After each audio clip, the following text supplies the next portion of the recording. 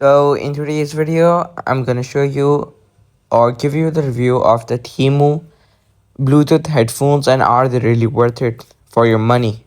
So there's there are a lot of different headphones in different price ranges, but the most popular ones are the Hyundai 2024 wireless ones that have a low latency battery life, sound isolation with mic for gaming, sports, and music, gaming headset, and a semi open back headphone with Type C charging and earbud headphones.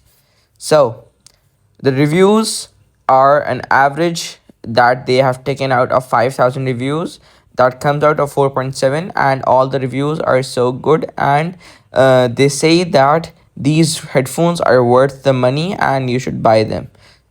And the reviews I have read before making this video also say that they are worth the price and they are amazing for what the amount of money they are they are basically valued for. So yeah, thank you for watching this video till the end. Don't forget to subscribe the channel and like the video.